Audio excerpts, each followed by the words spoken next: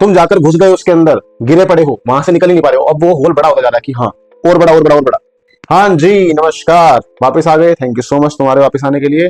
I welcome you to the second part of waiting for the perfect time. कल की video में मैंने तुम्हें बताया था कि कौन से कॉन्सिक्वेंसेस तुम्हें झेलने पड़ते हैं जब तुम वेट करते हो फॉर द परफेक्ट टाइम, जब तुम वेट करते हो चीजों के सेटल हो जाने का तुम्हारे अकॉर्डिंग, जो कभी नहीं होती है। अब एक कॉन्सिक्वेंस और सुन लो। ये कॉन्सिक्वेंस है मोमेंटम का, ये कॉन्सिक्वेंस है स्टार्टिंग पॉइंट का, जब तुम एक काम करना शुरू नहीं करते हो। फॉर एग्जाम्पल मानते हैं कि तुमने कोई काम करना शुरू कर दिया।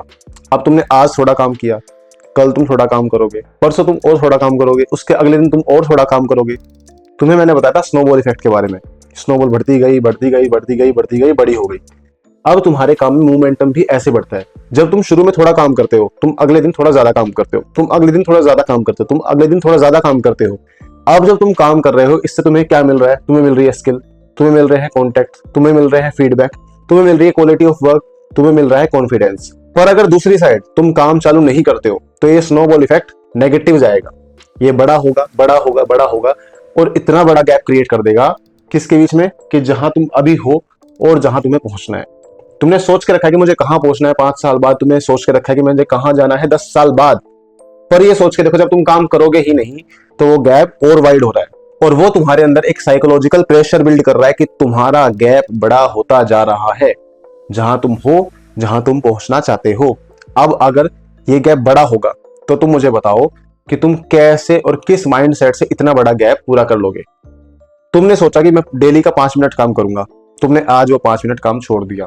फिर तुम बोलते हो कोई बात नहीं, मैं कल कवर कर लूंगा, कल 10 मिनट काम कर लूंगा, 5 + 5। तुमने कल भी नहीं किया।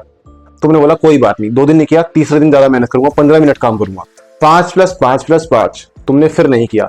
अब जो तुमने 5 मिनट का काम खुद को दिया था, ये जब बड़ा होता जाएगा, इकट्ठा होता जाएगा, तो एक घंटों में, दिनों में, साल में पहुंच जाएगा, क्योंकि तुमने जस्ट वेट किया कि मैं एक दिन काम करूंगा, और ये बड़ा होता गया। अब सोच के देखो, जब तुमने 5 मिनट वाला काम नहीं किया, 10 मिनट वाला काम नहीं किया, 15 मिनट वाला काम नहीं किया, तुम कैसे 10 दिन, 20 दिन, 3 महीने, 5 महीने का काम एक बार में कर पाओगे?